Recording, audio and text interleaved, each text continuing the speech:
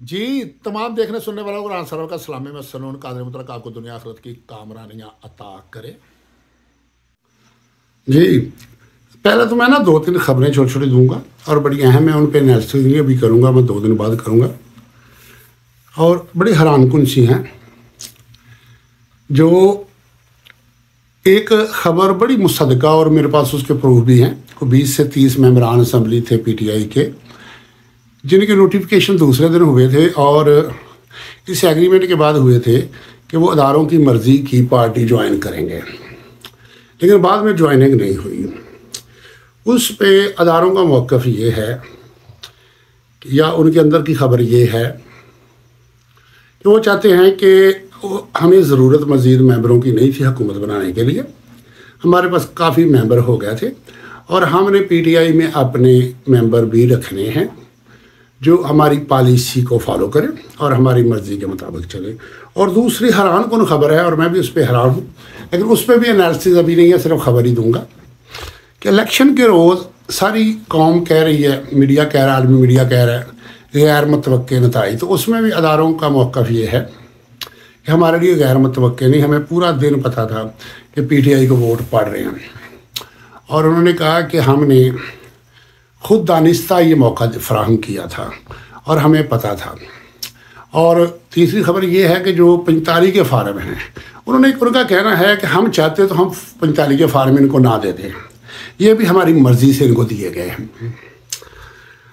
और चौथी खबर ये है कि रात को जो मीडिया पे पीटीआई की कामयाबी अनाउंस की जा रही थी, उन्होंने कहा कि वो भी हमारी मर्ज़ी से थी और उस पर उनका मौक़िफ़ ये है कि हम इन सब को ये दिखाना चाह रहे थे बशमूल अवाम कि तुम जो मर्ज़ी करो, होना वही है जो हम चाहेंगे और बिल्कुल तुम्हें सब कुछ बता के दिखा के हम अपनी मर्ज़ी का फ़ैसला करेंगे और तुम कुछ नहीं कर पाओगे। उससे हटके एक और बात भी है, उन्होंने कहा कि जो इन दिनों हम चाहें तो पीटीआई वालों की ज़रूरत नहीं है कि असम्बलियों में एहतजाज करें, बढ़ के हमारे प्रेस कॉन्फ्रेंस करें, हम इनको भी रोक सकते हैं, ये भी हमारी मर्ज़ी से हो रहा है। ये 3-4 खबरें थी, तो इन पे मैं इंशाल्लाह ताला एक वीडियो बनाऊंगा 1-2-3 रोज़ में और उसमें मैं ये भी बताऊंगा कि इस्टेब्लिशमेंट का कैसे किरदार मुल्क से ख़त्म किया जा सकता है और जिन ममालिक में किरदार नहीं है उनकी हकीकी वजह क्या है, और वजह भी वो बताऊंगा जो आज तक किसी ने नहीं बताई होगी। अब मैं आता हूँ कि हम यहाँ ये सुनते थे ना, पहले आम पब्लिक की बात करने लगूँ कि थाने बिकते हैं। एक एसएचओ जो जिसने लगना होता है वो कुछ लाख में थाने का करके 1 साल के लिए 6 माह के लिए वो पेमेंट करके थाने में आकर लग जाता है। इसी तरह ये भी हम सुनते आए थे कि डिप्टी कमिश्नर की सीट बिकती है, डीपीओ सीपीओ की सीट बिकती है, कमिश्नर की सीट बिकती हैं। इसी तरह मुख्तलिफ अदारों के मुतल्लिक़ भी सुनते थे कि उनकी सीटें भी बिकती हैं। अच्छा, इसे हम बहुत बड़ा कौम के लिए एक अलमिया समझते थे, लेकिन वो परचून का खाता था। अब एक थोक के हिसाब से काम हुआ है, पूरे मुल्क की सारी आवाम को बेच दिया गया। और वो कहते हैं ना कि, और एक और बात भी इसी के साथ में शामिल करके फिर अपना एनालिसिस देता हूँ कि ग़ुलामी के अंदाज बदले गए, नया साज है, अंदाज बदले गए। ग़ुलामी ख़त्म नहीं हुई, ये ऑफिशियली तौर पे रिकॉर्ड का हिस्सा है, अवाम आज भी ग़ुलाम है। इसकी मैं 1-2 मिसालों से आपको बात समझाने की कोशिश करूँगा। 1947 में जब पाकिस्तान बना और वहाँ से महाजर होके आए तो मेरा ख़ानदान भी चूँकि वहाँ से आया था, मैंने अपने वालिद साहब से कई दफ़ा उन हालात के मुतल्लिक़ दरियाफ़त किया। तो मैंने उनसे पूछा कि आप लोग हज़ारों लाखों की तादाद में थे, बड़े बड़े कैंप थे, बहुत और बड़े बड़े जवान भी थे, सारा कुछ था, और जो जत्थे आके हमले करते थे उनकी तादाद कितनी होती? उन्होंने कहा उनकी तादाद थोड़ी होती थी। तो मैंने उनसे एक दिन सवाल किया, मेरे वालिद साहब बहुत जहाँ दीदा हैं, इस वक्त उनकी 100 साल के करीब एज है और मेरी इन दिनों कोशिश भी है कि उनका कोई इंटरव्यू करके ना अपलोड कर दूँ। मुझे एक दिन उन्होंने बिठा के समझाया, उन्होंने कहा कि हकीकी बात ये थी, हम जो मुसलमान वहाँ से आए हैं ना, हम ज़हनी तौर पे शिकस्त खोरदा हो गए थे, हिम्मत हौसला हार गए थे। उन्होंने अब मुझे एक वाक़या बताया, उन्होंने कहा कि हमारे अपने कुनबे का, कबीले का एक बहुत बड़ा जो बंदा था, जो सरदार गिना जाता था, और कुर्बो जवार के देहातों में, पिंडों में भी वो चौधरी माना जाता था। और उन्होंने कहा कि हमारे एरिया में एक लड़का था जो बिल्कुल सादा इब्न नॉर्मल टाइप, उसकी नाक बहरी होती थी, नंगे पाँव, फटे कपड़ों के साथ, और हर एक उसका मजाक उड़ाता था। उन्होंने मुझे ये मिसाल दे के बात समझाई कि एक एरिया का सबसे बड़ा चौधरी, सबसे ताकतवर, और एक इलाके का सबसे कमतर और छोटा।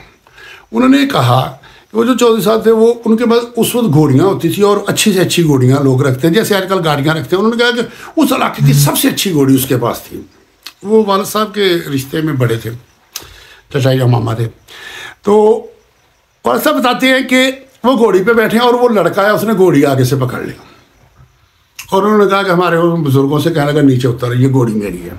और वालिद साहब बताते हैं कि उससे सही तरह से बोला भी नहीं जाता था, हिकलाता था।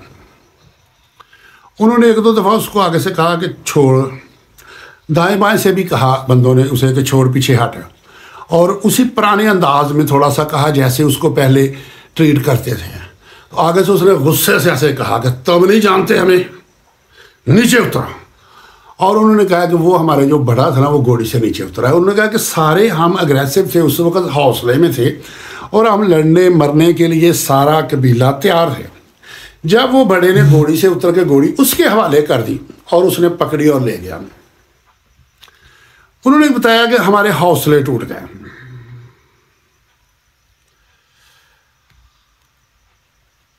चीज़ ये होती है कि कौम के हौसले के लिए, हिम्मत के लिए एक अच्छी क़यादत की ज़रूरत होती है।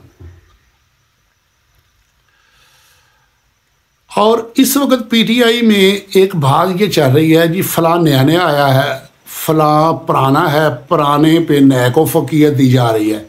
यार, नए पुराने की बात नहीं है। इस वक्त लीडरों की शदीद किल्लत है। दूसरी पार्टियों में लीडर ज़्यादा है, अवाम कम है। पीटीआई में अवाम ज़्यादा है, लीडर कम है, लीड करने वाले नहीं है। मैं अपने गुजरांवाला की खुले लफ्ज़ों में बात करूँ, मेरे गुजरांवाले में एक भी लीडर नहीं है। और इस वक्त हमारे पंजाब लेवल पे भी लीडरशिप नहीं है। अगर कोई लीड करता है वो नया है, पुराना है, इस वक्त हंगामी हालात हैं। इन हालात में हर एक को कबूल करना चाहिए, किसी पे भी कोई बात नहीं करनी चाहिए। अगर कोई छोटा मोटा कहीं से कोई फ़ायदा भी ले रहा है तो उसे लेने दें। इस पे मैं नबी सल्लल्लाहु अलैहि वसल्लम के दौर की एक बात बताता हूँ। फ़तह मक्का के मौका पे खालिद बिन वलीद रज़ी अल्लाह अन्हु मुसलमान हुए, और अभी थोड़ा सा अरसा गुजरा था तो किसरा के लिए एक लश्कर रवाना किया गया। ये नहीं जानते थे कि आगे बहुत बड़ा लश्कर होगा, लाखों में, और ये बहुत छोटा सा लश्कर था। जब वहाँ गए तो आगे से इनकी टक्कर हो जाती है बहुत बड़े लश्कर से। और उसमें ये होता था, जो सलार मुकर्रर होता था, अगर सलार शहीद हो जाता था ना तो फिर वो झंडा दूसरे को, दूसरा शहीद हो जाना तीसरे को। गालिबन उसमें आता है कि 3 सलार यके बाद दीगरे शहीद हो गए, और एकदम से कन्फ्यूज़न फैल गया, और मुसलमान भी बड़े हैरान थे कि हम मुट्ठी भर हैं, ये बहुत बड़ी तादाद है, मुकाबला तो बनता ही नहीं है। उस वक्त सबकी नज़रें गई खालिद बिन वलीद रज़ी अल्लाह अन्हु पर। वो बड़े जंगजू थे। खालिद बिन रज़ी अल्लाह अन्हु से उन्होंने पूछा कि आप कमान करें और इस वक्त क्या कर सकते हैं। उन्होंने कहा कि मैं फतह दिला दूंगा। कमान सौंप दी जाती है। शाम का वक्त हो चुका था। वो दूसरे लश्कर के सिपह सलार को पैगाम भेजते हैं कि अब जंग ख़त्म करो, रात आराम करें, अगले दिन फिर जंग करेंगे। वो आगे से कहता है कि तुम मुट्ठी भर तो रह गए हो, घंटे आधे की बात है, थोड़ी घड़ी पल की, हमने तुमको ख़त्म करके फिर ही हमने आराम करना है। अब इनको पता था कि ये 1 और 100 का 200 का मुकाबला था, तो ये उनके मुकाबले में बहुत थोड़े थे।